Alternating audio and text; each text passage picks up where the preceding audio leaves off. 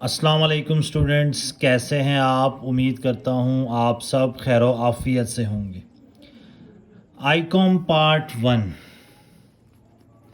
Chapter number 8 ہے cash book and bank ریکانسلیشن statement. ہم نے سٹارٹ کیا ہے بینک ریکانسلیشن اسٹیٹمنٹ والا پورشن۔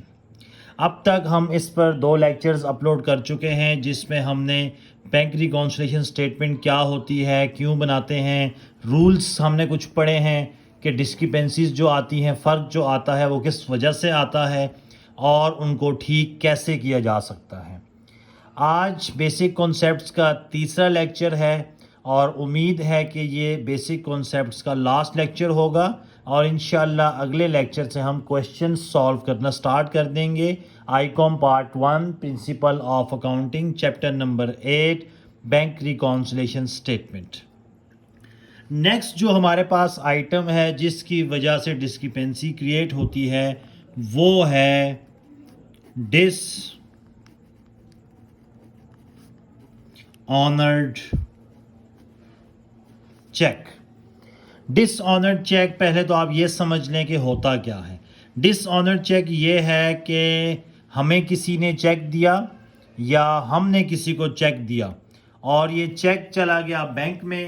اب بینک نے جب اس کو کلیئر کرنے کی کوشش کی تو پتہ چلا کہ یا تو اس کے اکاؤنٹ میں پیسے نہیں ہیں، یا تو چیک کے اوپر کوئی غلط چیز لکھی ہوئی ہے، کوئی ڈیٹ صحیح نہیں ہے، کوئی کٹنگ ہے۔ بہرحال کوئی بھی ایسی ریزن ہو سکتی ہے کہ جس کی وجہ سے بینک چیک کو کریڈٹ نہیں کر سکتا۔ تو جب نہیں کرے گا تو وہ چیک کیا ہو جائے گا؟ واپس، اور اس واپس ہوئے چیک کو ہم کہتے ہیں ڈس آنرڈ چیک۔ اب اس میں 2 کنڈیشنز ہیں۔ سب سے پہلے ہم اس کنڈیشنز کو پڑھتے ہیں کہ کیش میں بیلنس ہے 1 لاکھ کا اور بینک میں بھی بیلنس ہے 1 لاکھ کا۔ اب ایک چیک ہم نے بینک میں جمع کروایا تھا، لیکن کسی وجہ سے وہ کیا ہو گیا؟ ڈس آنرڈ۔ ڈس آنرڈ ہونے کا مطلب ہے بینک نے وہ چیک ہمیں واپس کر دیا ہوگا۔ جب بینک ہمیں چیک واپس کرے گا تو اپنے پاس بیلنس کیا کر دے گا؟ کم، تو یہ ہو جائے گا 80,000۔ لیکن ابھی تک ہمیں وہ چیک واپس ملا نہیں ہے، یا اگر مل بھی گیا ہے تو ابھی تک ہم نے اس کسٹمر کو واپس نہیں کیا جس سے ہمیں ملا تھا۔ تو پہلی کنڈیشن وہ ہے کہ ہمیں کسی نے چیک دیا تھا اور ہم نے وہ بینک میں جمع کروا دیا تھا۔ اب وہ چیک کیا ہو گیا؟ ڈس آنرڈ۔ بینک نے کیا کر دیا؟ واپس کرنے سے بیلنس کیا ہو گیا؟ کم، اور ابھی تک ہم نے اس کسٹمر کو واپس نہیں کیا، یا ابھی تک بینک سے ہمیں موصول نہیں ہوا، تو اس کو ہم کہتے ہیں ڈس آنرڈ چیک۔ کون سی کنڈیشن؟ جب ہمیں چیک ملا تھا اور ہم نے وہ واپس کرنا ہے، یہ پہلی کنڈیشن ہے۔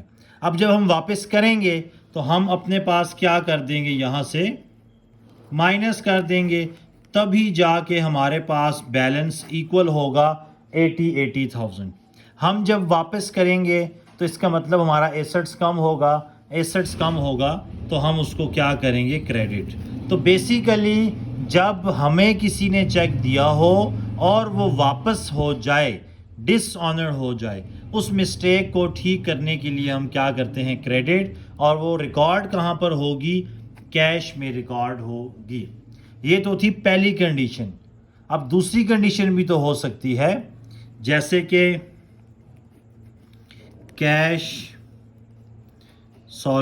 بینک بیلنس ہے 1 لاکھ،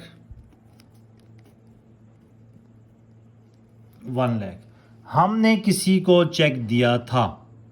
جب چیک دیا تھا تو بینک نے اس کو کیا کر دیا تھا؟ بیلنس مائنس کر دیا تھا۔ تو ہمارے پاس بینک نے اس کو کیا کر دیا تھا؟ واپس کر دیا تھا، ٹھیک ہے؟ تو ہمارے پاس بینک میں کیا ہوا؟ بیلنس کم ہو گیا تھا نا، 1 لاکھ تھا۔ اب وہ چیک کیا ہوا؟ ڈس آنرڈ ہوا۔ ڈس آنرڈ سے کیا ہوا؟ وہ چیک ہمارے پاس واپس آ گیا۔ جب واپس آ گیا تو ہمارے پاس بیلنس 1 لاکھ تو نہ ہوا نا، اس میں یہ 20,000 واپس ایڈ ہو جائے گا، تو ہمارے پاس 1,20,000 کا بیلنس شو ہوگا بینک میں۔ ایک چیک ہم نے دیا تھا نا، وہ واپس آ گیا۔ جب واپس آ گیا اس کا مطلب ٹرانزیکشن کیا ہو گئی؟ ریورس۔ جب ٹرانزیکشن ریورس ہوئی تو ہمارے پاس بیلنس کیا ہو گیا, واپس ایڈ ہو گیا. اب وہ ٹرانزیکشن ہم تک نہیں پہنچی تو ہمارے پاس بیلنس 1 لاکھ شو ہو رہا ہے, جبکہ بینک کے پاس بیلنس 1,20,000. ٹھیک کرنے کے لیے ہم کیا کریں گے, 20,000 ایڈ کر دیں گے, تب جا کے ہمارے پاس 1,20,000 بنے گا. اس کا مطلب ٹھیک کہاں ہوا, کیش بک میں. ٹھیک کیسے ہوا, پلس کیا. پلس کب کرتے ہیں, جب چیک ریسیو ہوتا ہے. چیک ریسیو ہوگا, ایسٹس بڑھے گا تو ڈیبٹ. تو یہ 2 کنڈیشنز تھیں. ایک وہ چیک جو ہمیں ملا اور وہ ڈس آنرڈ ہو گیا, اسے ٹھیک کرنے کے لیے کریڈٹ کریں گے.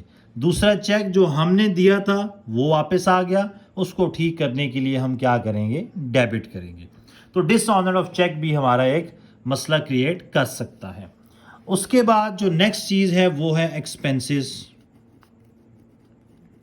ایکسپینسز کو سمجھنے کے لیے بھی کیش کا بیلنس 1 لاکھ لکھتے ہیں اور بینک کا بیلنس بھی 1 لاکھ.